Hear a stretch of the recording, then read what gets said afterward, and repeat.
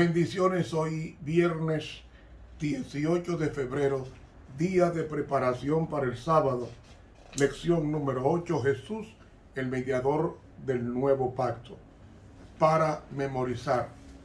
Pero ahora, tanto mejor ministerio es el suyo, cuanto es mediador de un mejor pacto establecido sobre mejores promesas. Hebreos 8:6. Querido Señor, en este día de preparación, que nos mantengamos unidos al pacto eterno, ratificado con sangre, para que seamos hijos tuyos por creación y por redención. Es en tu nombre que te lo pedimos. Amén. Para hoy viernes, primer repaso.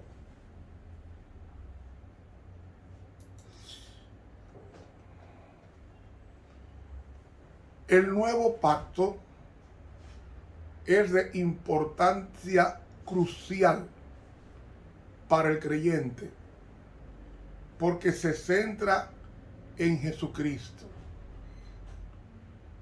Se ha dicho reiteradamente que un nuevo pacto implica un antiguo. Y esto plantea la pregunta de cuán nuevo es el nuevo pacto. La expresión nuevo pacto, así como pacto antiguo, implica tanto un aspecto de continuidad como de discontinuidad. La continuidad entre los pactos nuevo y antiguo está ciertamente implícito en la fraseología misma, la palabra pacto en ambos. Los diversos puntos de discontinuidad entre el nuevo pacto y el pacto antiguo descansan principalmente en los adjetivos nuevo y antiguo. Vamos a intentar investigar las diferencias entre el pacto antiguo y el nuevo pacto. En investigaciones similares, algunos teólogos y estudiantes de la Biblia han usado la expresión pacto de obras para designar el pacto antiguo. Y del mismo modo ellos designan al nuevo pacto con el término pacto de gracia. El nuevo pacto es virtualmente considerado idéntico con el pacto de gracia. Las dos palabras, gracia y obras, indican para muchos eruditos la distinción radical entre los dos caminos de salvación.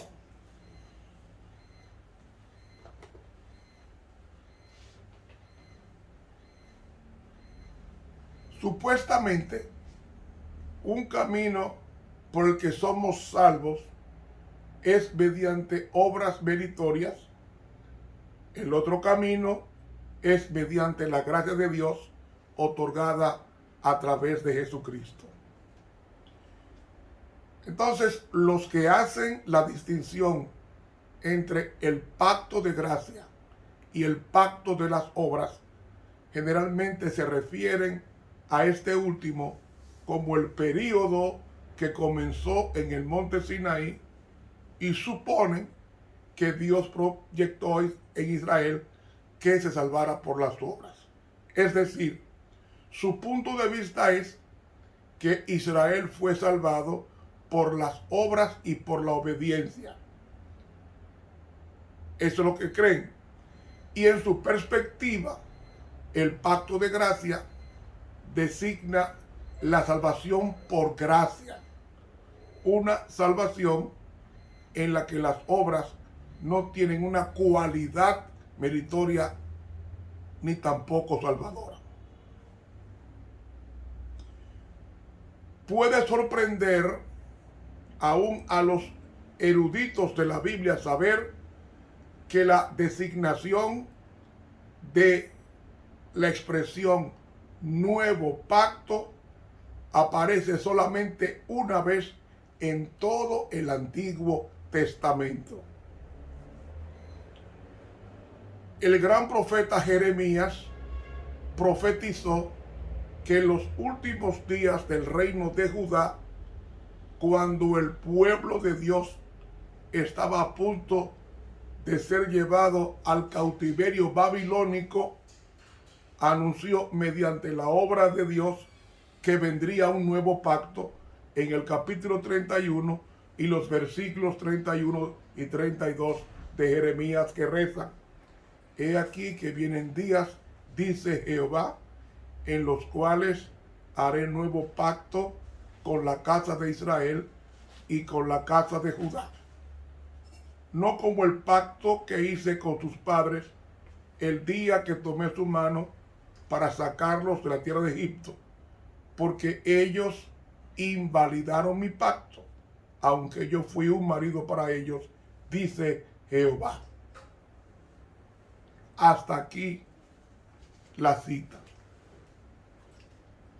Aún cuando el pacto se describe aquí con el adjetivo nuevo, por primera vez en Jeremías 31:31, y es la única vez en todo el Antiguo Testamento, profetas anteriores ya habían hablado del nuevo pacto.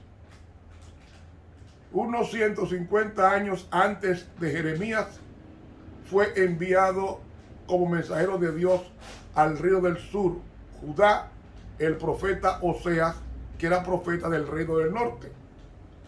Este también predijo un nuevo pacto en Oseas 2:18, que reza así: en aquel tiempo haré para ti pacto con las bestias del campo, con las aves del cielo y con las serpientes de la tierra, y quitaré de la tierra arco y espada y guerra, y te haré dormir segura, y te desposaré conmigo para siempre. Te desposaré conmigo en justicia, juicio, benignidad y misericordia, y te desposaré conmigo en fidelidad, y conocerás a Jehová. Hasta aquí la cita. La expresión en aquel tiempo que usa Oseas 2:18 introduce la predicción de este profeta. Es una fórmula o una expresión que apunta al futuro. La expresión no indica cuándo sería ese día futuro, pero sí comunica que ese tiempo estaba decisivamente fijado en el plan divino. Así que la expresión en aquel tiempo denota el fin de un orden de cosas más antiguo y el comienzo de una nueva época con un nuevo orden de cosas. Así que el cuadro que presenta Oseas 2:18 que acabo de leer, de un pacto futuro involucrando al reino animal así como lo humano, y prometiendo la eliminación de las armas de guerra y la introducción de la paz, es ciertamente el cuadro del futuro reino mesiánico de paz. La mención de un nuevo pacto también recuerda las ricas declaraciones que se encuentran en varios lugares del Antiguo Testamento sobre un nuevo corazón. Por ejemplo, Dios les dará corazón para que me conozcan que yo soy Jehová, en Jeremías 24:7, y un corazón y un camino en Jeremías 32:39. Además, Dios también les quitará el corazón de piedra de en medio de su carne y les dará un corazón de carne en Jeremías 11:19. Y les dará un corazón nuevo y un espíritu nuevo, según Ezequiel 36:26. Estas declaraciones nos recuerdan el cambio que ocurrirá en las vidas de los seres humanos cuando se establezca el nuevo pacto. Así dice el Señor, y pondré dentro de vosotros mi espíritu. Ezequiel 36:27. Esta obra de Dios dentro de la humanidad, dentro de los corazones de los hombres y las mujeres, proporciona el fundamento para la actividad, la receptividad y la importancia del nuevo pacto en las vidas humanas. Los profetas Oseas e Isaías, los grandes profetas del siglo VIII antes de Cristo, junto con los grandes profetas que lo siguieron más tarde como Jeremías y Ezequiel, profetizaron cada uno a su manera sobre la experiencia del nuevo pacto, aunque solo una vez se lo designe como nuevo. Si comparamos el pacto antiguo que hizo Dios con Israel en el monte Sinaí con el nuevo pacto, notamos varias líneas de continuidad. En ambos pactos, Dios es el mismo. El que establece el nuevo pacto es el mismo Dios que estableció los pactos anteriores.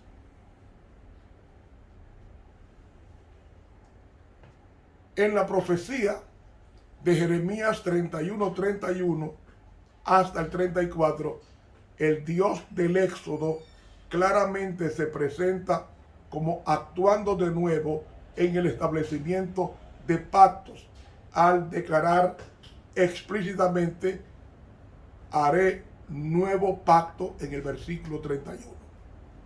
Así vemos que la iniciativa del nuevo pacto otra vez la toma Dios, el mismo Dios que establece pactos que se han mostrado previamente.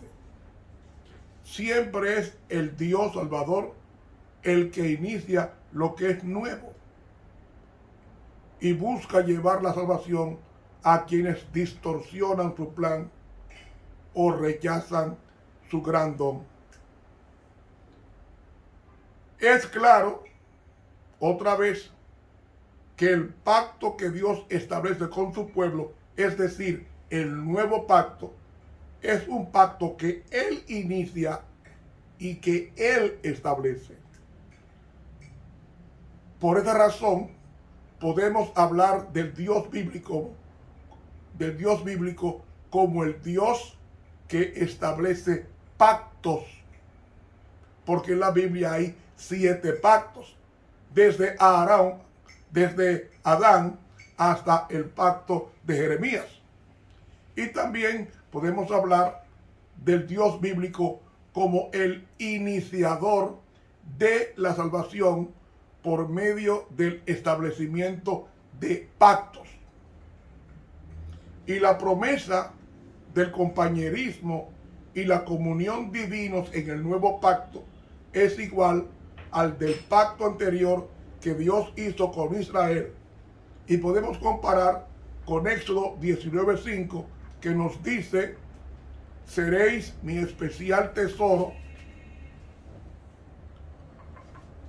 Y las palabras yo seré su Dios, tan típica del Dios que hizo el pacto con Israel en el Sinaí, otra vez se expresa en el pasaje del nuevo pacto en Jeremías 31:33, que reza: yo seré a ellos por Dios y ellos me serán por pueblo.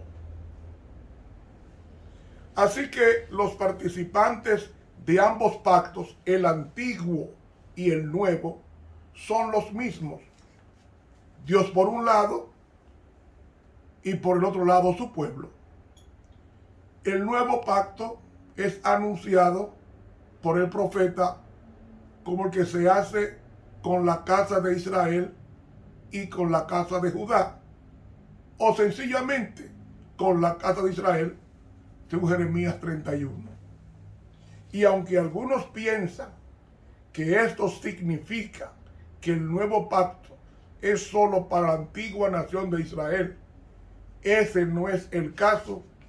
Y es cierto, el Señor ofreció el nuevo pacto primero a su pueblo que él había escogido y con quien había hecho un pacto en el monte Sinaí en tiempos de Moisés.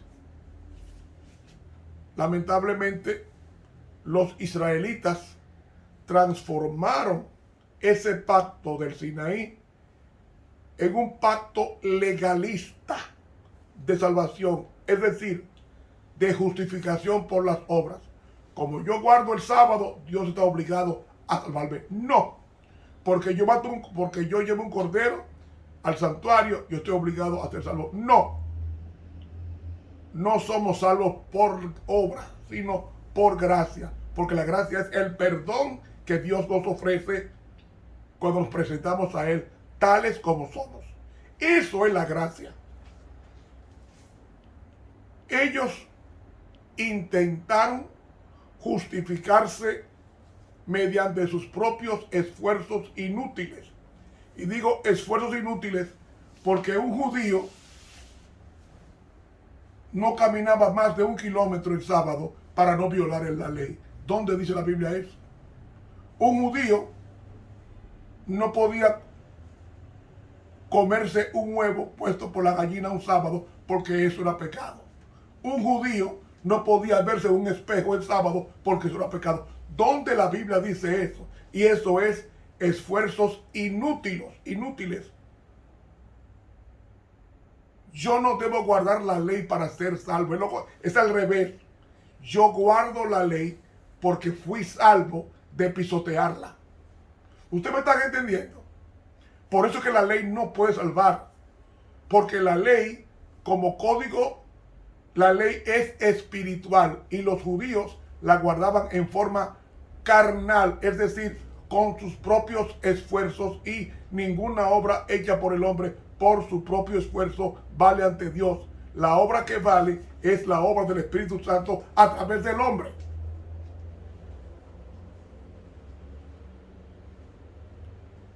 En la fe, obediencia, las obras y buenas acciones de la persona obediente no hacen que ella merezca la salvación, sino que son el resultado de una salvación otorgada y regalada por Dios. Y quiero explicarlo ahora mejor. Hermanos,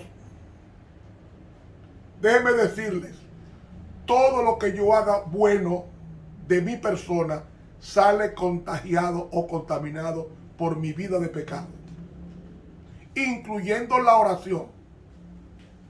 Para que mi oración sea aceptada, dice Romanos 8, tiene que el Espíritu Santo tomar mi oración poluta, sucia, y Él purificarla, y Él mismo rogar por nosotros ante la presencia de Dios. Si no, la oración no es contestada por Dios, porque es imposible, es una oración contaminada. Eso mismo pasa con mis buenas obras. Para que mis buenas obras sean aceptadas por Dios, tienen que ser las obras del Espíritu Santo permitidas en mi vida, que sí son obras puras, que sí son obras santas.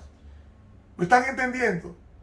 Por eso nadie puede aplaudirse ni granjearse el favor de Dios por las cosas buenas que haga. Porque el mismo diablo, que es un ser siniestro, el mismo diablo tiene dos cosas buenas.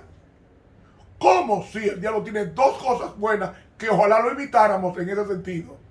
¿Y cuáles son las dos cosas buenas que tiene el diablo que usted nos manda a imitar? Bueno, el diablo tiene dos cosas buenas: que él estudia la Biblia más que nosotros.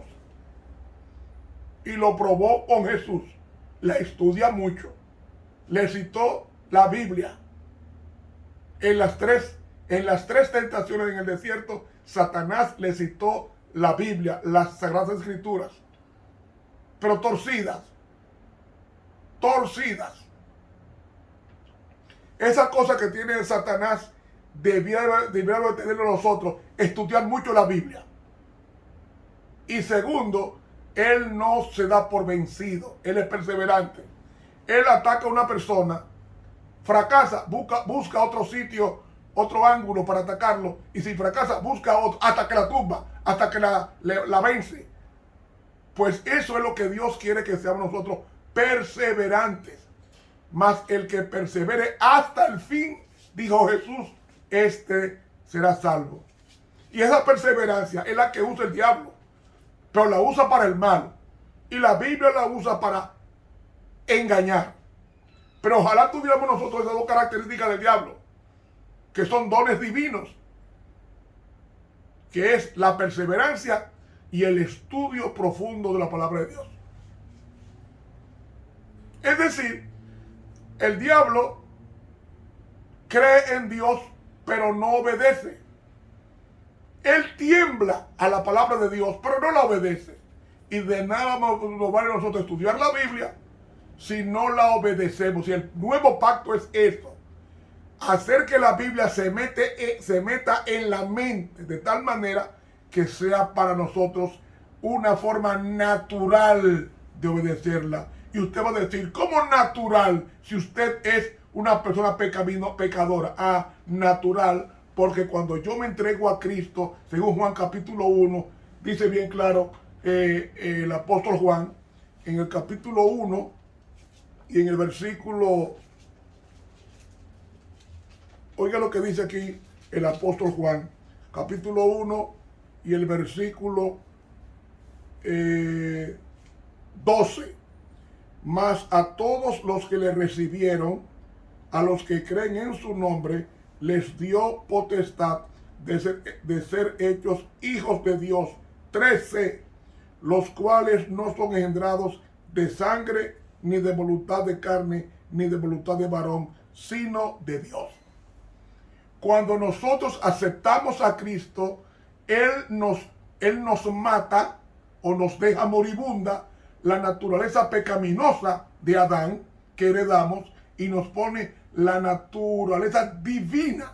Y esa naturaleza divina es la que nos capacita para obedecer una ley espiritual para un Dios espiritual con resultado espiritual. Romanos 7 nos dice que la ley de Dios es espiritual. Por tanto, nadie la puede obedecer sin el Espíritu Santo.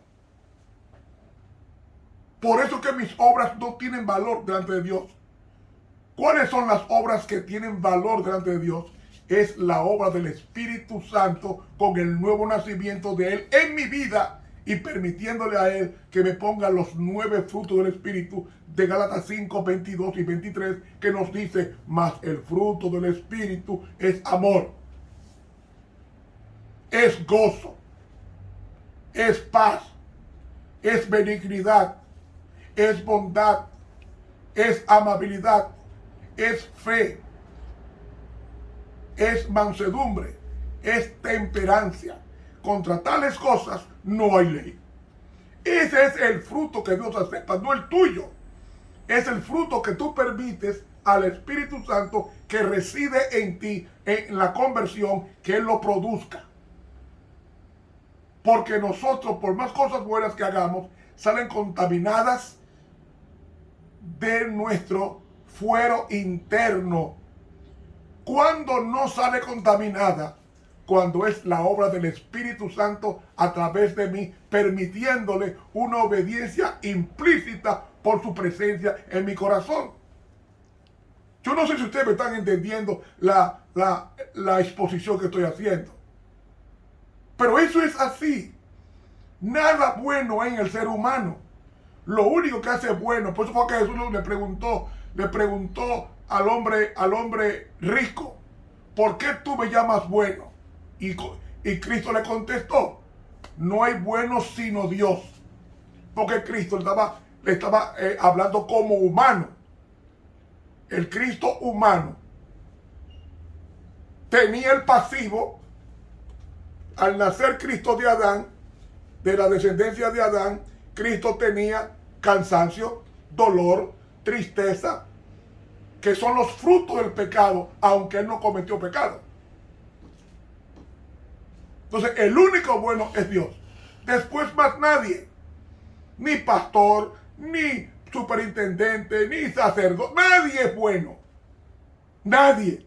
Solamente Dios es bueno. Ahora, ¿qué sucede? Los que aceptan a Cristo están aceptando al Espíritu que tuvo Cristo, el Espíritu Santo. Y el Espíritu Santo hizo lo que Cristo como humano no podía hacer. ¿Qué? Vivir una vida santa, separada de Dios. Porque nadie puede vivir una vida santa, pura, separado de Dios. Y Cristo, que fue ungido con el Espíritu Santo, Él fue que dirigió la vida de Cristo, y toda la cosa buena de Cristo era el resultado de su relación con el cielo. Los milagros, relación con el cielo. Resurrección, relación con el cielo. Ascensión, relación con el cielo. Se nos acabó el tiempo. Seguimos mañana. Estuvo con ustedes el profesor Ramón Romero. Te invito a suscribirte a este canal de YouTube, Ramón Romero. Buenos días.